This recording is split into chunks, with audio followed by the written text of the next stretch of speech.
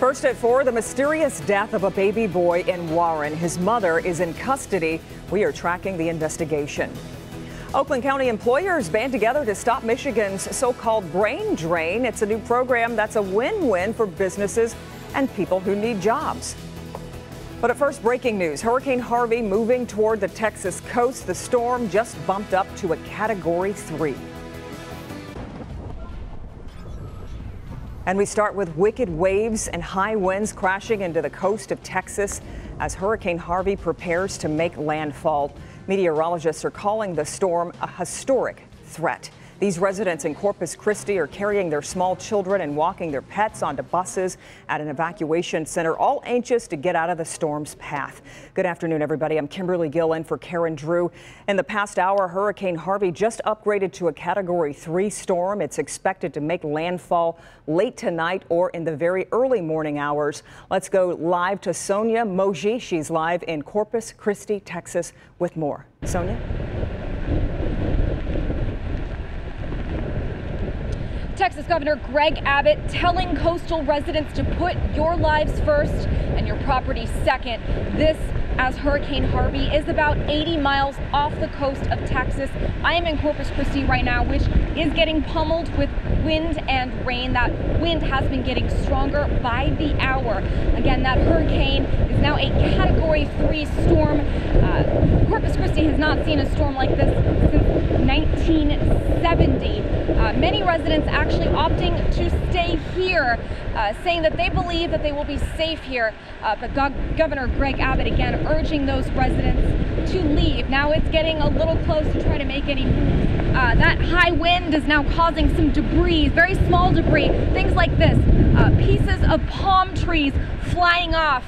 Maybe not a big deal if you're driving your car, but we've seen pieces several times this size laying on the roadways, and certainly painful and possibly dangerous if you are walking around, which I have seen people still doing along the seawall here. And again, this is just the Corpus Christi Bay behind me. Out past that is the Gulf of Mexico, where that storm is right now. So again, Governor Abbott urging people to make safe decisions, and President Donald Trump is considering making a federal declaration to get more resources for this area. I am live in Corpus Christi. Sonia Mogi, back to you. Sonia, we appreciate it. The president also monitoring the storm at Camp David over the weekend. We'll have more on that coming up. The Local 4 weather team is tracking Hurricane Harvey in today's first forecast. Andrew, the next few days are going to be awful for the folks down there. You just really feel for them. I know. You saw where Sonia was, where she's getting pummeled by rain. You have winds up to 100 miles per hour or greater. The storm itself with winds of 110 miles per hour or slightly more. Here's the center of the storm. There's the well-formed eye right here. Here's Corpus Christi where Sonia is. You can see that storm moving ever so slowly to the north and west. So slow, in fact, that it won't make landfall until a few hours from now, later this evening or later tonight. But look how large the storm is. Even some of these outer bands here providing thunderstorms for parts of Louisiana. And unfortunately, this is going to be a slow mover. Not only is wind a factor, but water is a big factor as well. Storm surge moving in of at least 5 to 6 feet over the next few hours. But look how long it sticks around. These blue boxes right here, you can see it goes through tonight, through Saturday, all the way into Monday, and it's still hanging over southern Texas and eastern Texas and affecting Louisiana. That means huge amounts of rain, as much as a foot or more within the next couple of days. And look at how this map continues to grow and grow, Kimberly, with rainfall amounts well over a foot by the end of the weekend, even into next week. As you can see, we go from Tuesday into Wednesday. This is simply off the charts. 10 inches of rain or more, some places as much as 20 inches of rain as it jogs slowly to the north and to the east, especially around Houston. So around here, fortunately, a lot calmer situation. That storm not going to affect us, certainly not short term. It remains pleasant with temperatures in the 60s as we get closer to sunset. We'll talk more about your local forecast in a few moments, but remember, you can follow Hurricane Harvey and our local forecasts on the Local Forecasters app. It puts weather right in the palm of your hand. It was just updated also, and you can search for it, download it, search WDIV in your app store. All right, Andrew, back here at home, we're tracking the investigation into the death of an 8-month-old little baby boy found in a Warren apartment. According to police, the baby was found Thursday afternoon inside Warren Manor Apartments on DeQuinder near 8 Mile. The mother was taken into custody on child abuse charges. Today's autopsy is expected to confirm the cause of death, but right now police suspect drowning. Stay with Local 4 for updates. Two men who led Michigan State Police on a dangerous high-speed chase have been charged. Deshaun Gardner and Jeffrey Miller are accused of stealing wheels and tires Tuesday morning in Royal Oak before leading police on a chase. Police said Gardner and Miller and another man who was arrested before the chase have been tied to the tire and rim thefts in Metro Detroit for the past 2 years. Gardner and Miller are scheduled to return to court September 7th. The men are also being investigated in connection with the assault of a Canton police officer. Detroit police have issued an alert to parents with children at 4 daycares where this man used to work. He is 37-year-old Michael Pankey. He's facing child porn charges, and he's accused of sexually assaulting a 5-year-old little girl. Because he had access to children at these daycares in 2015 and 2016, police want parents to speak with their children to make sure he didn't hurt anyone else. The daycares are on your screen there: Little Munchkins in Sterling Heights, Garukel Montessori in Troy, Lowry Center Daycare in the Oakland University campus, and North Hills Child Care Center in Troy. We've posted information about when he worked at each daycare center on our website. Just go to clickondetroit.com. A former Volkswagen engineer is heading to prison for his part in the emission cheating scandal. James Liang is sentenced to 40 months in prison, plus a $200,000 fine for his role in conspiring to cheat emissions tests. Liang pleaded guilty last September to misleading regulators, causing thousands of clean diesel vehicles to be affected. The federal judge in the case says he hopes the prison sentence deters other auto industry engineers and executives from similar conduct. First at 4, we're tracking other stories from across America, and we'll start in Missouri, where another Confederate statue is coming down.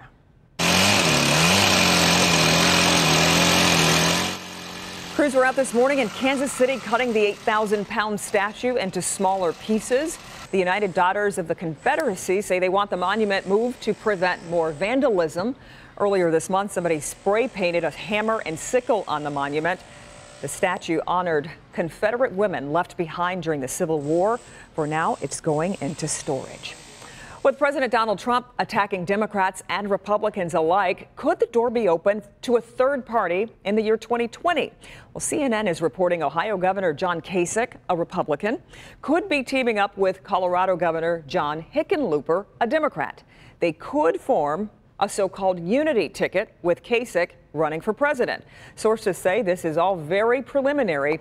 Neither man is commenting right now. Here at home, there is a new campaign to stop Michigan's so-called brain drain, talented students leaving the state for jobs elsewhere. It's been taking a toll on local companies. Our Paula Tutman has more on Oakland County's new focus to match homegrown talent with talent seekers. You know, it really wasn't that long ago when students, recent college grads, were complaining they couldn't find work in their fields. They spent all of that money on an education and ended up working in department stores and coffee shops. But that really doesn't necessarily have to be the case anymore. For the current college student to the recent college grad, the most important book you can read right now is this one, the 2017 edition of the Apprenticeships in Oakland County and Southeastern Michigan catalog. This year in Oakland County, a concerted effort to stop talent and brain drain. Q4 2016, we had over 5,700 job postings in information technology available in Oakland County. Vector Form in Royal Oak is a great example. So we have plenty of job openings ranging from our digital anthropology and human sciences all the way through software development, software engineering, hardware engineering, firmware. This is a cool workspace doing magical stuff. This board was designed with this software. So this starts out with the schematic. You place all the components, you connect all the components together, and then it migrates over to a PCB. If you understood any of that, they're looking for you. In fact, the need for IT talent in this space is so serious. Vector Form starts cultivating talent in kindergarten, teaching children code, in hopes it creates a pathway that will lead back. Giving people real world experience, you really can't replace that. An apprentice is an employee of the company, and they can earn on average about 60% of what they might normally earn in that position while they're earning and learning. This year, Oakland County is so serious about keeping talent in manufacturing, IT, and numerous other sectors from leaving the state, they are micro-focused on creating apprenticeships with local businesses and then partnering apprentices to those businesses in a very conscious, concerted way to fill the jobs desperately seeking Susan, Bob, Tyrone, and anyone else interested in working. What we're trying to do is expose students to these great tech companies, hundreds of tech companies in Oakland County. Now, there are a lot of apprenticeship programs throughout the state, but this particular one in Oakland County really does want to cultivate people who are looking for apprentices. So in other words, jobs looking for people who want to work for them and the people who want to work for them. Of course, I'm going to put all of the information on my Facebook page, Local 4, Paula Tutman. Back to you. Okay, Paula, in fact, every month, the county actually holds speed dating style meetups for prospective employers and apprentices. Paula's got that information in a link on our Facebook page, Local for Paula Tutman as well. Still ahead, it's a battle of the sexes over Wonder Woman, why two big Hollywood directors are having a public debate. And Hurricane Harvey isn't the only natural disaster we're covering. Look at this volcano erupting. All this smoke causing some pretty big problems. But at first, high-tech gadgets designed to defend against date rape. We'll show you how it works next. He murdered again. Coming up all new on Local 4 News at 5 and 6. Vandals struck a Warren neighborhood, destroying something that's very important to a lot of residents. We'll tell you what the vandals targeted that's being called unpatriotic. All right, Coco, as college students head back to class, here's a startling number to think about. 1 in 5 women are sexually assaulted or raped in college. Believe it or not, there are apps designed to help protect women even when they can't protect themselves. The newest entry into this emerging market is called the Intrepid Smart Sticker. You attach a sensor to your clothing. It connects with the app, and if you don't consent to having your clothes removed, the app can alert 5 people in case of an emergency. A victim is unable to even stand up for themselves, and we want to cater to those kind of situations. Okay, so a similar product is called Roar Athena, and it can also alert a woman's trusted contacts with her location and status. There's also a nail polish in development that could detect date rape drugs, all potential tools that could help women protect themselves. First at 4, we're on top of stories making headlines around the world. In Afghanistan, militants stormed a packed Shiite mosque in the capital of Kabul during today's prayers. The attack lasted for hours and ended with at least 20 worshipers killed and another 50 seriously wounded, many of them children. According to officials, 2 of the gunmen blew themselves up and another 2 were shot to death by security forces. ISIS has claimed responsibility for this deadly attack. This volcano in Costa Rica erupted early Thursday morning, and it was caught on camera and lasted 3 hours. This time-lapse video shows heavy smoke coming out of the crater, sending vapor and gas emissions into the air. The volcano has been active for several months, resulting in a severe drop in tourist income for the region. The surrounding national parks are expected to remain closed while volcanic activity continues. All right, Andrew is back with our forecast. Your heart really goes out to the folks down in South Texas for sure. I mean, just what they're going to be going through over the next few days with all the rain. Yeah, it could be several days. And the folks in Louisiana as well. That's true. They're going to be affected too by heavy amounts of rain. Yeah. It's very often we talk about winds, but rain causing huge amounts of flooding, that is going to be a big problem. And we'll keep tabs on it right here at Local 4.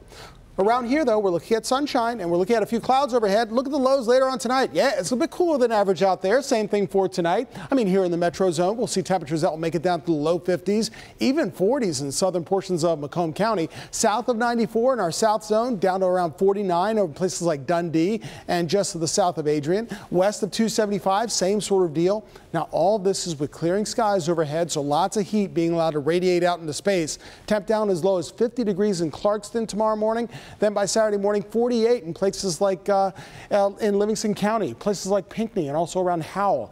And temperatures to our north of Hall Road, also between 45 and 50 degrees overnight. May need to grab an extra blanket or use the heater, see if that's working. We're looking at 73 degrees right now, and temperatures stay right around 70 or more outside of Ford Field. New England in town taking on the Lions. Pretty fitting that we have cooler than average air. Feels a bit like fall when you step outside, and so why not have some preseason football here in downtown Detroit. Remember, kickoff at 7 o'clock straight up. 67 right now for our friends over in Ortonville, while it's 72 in Ann Arbor, 71 for our friends in Dundee. So mild for right now, and temperatures a little bit below average, but higher than yesterday by 5 to 10 degrees, and we'll see some higher temperatures by Sunday. You can see it's closer to 80 degrees out toward Des Moines. St. Louis is at 80, 81 for our friends in Sioux Falls. So some of that warmer air is eventually going to get in here by the end of the weekend.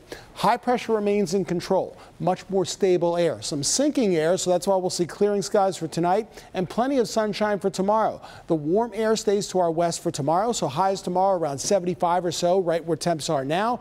But there's a better chance with a warm front of temperatures getting a little higher, at least upper 70s by the end of our weekend, and remaining dry. Next chance of showers, I'll show that to you in our 7-day forecast. For tonight, temperatures in the middle and even low 50s within the next few moments, actually a few hours, certainly after sunset, and then well after midnight, temperatures into the 50s and even 40s overnight. 75 for a high on your Saturday. Good looking weather for Hydrofest on both Saturday and Sunday, especially with those light winds. Very few waves out there for the hydroplanes going around Belle Isle. 76 to 77 or 78 degrees by Sunday. Next chance of rain, most likely on Monday and Tuesday. As you can see, we get closer to 80 degrees by the end of next week. And Arts Beats and Eats. Back over to you.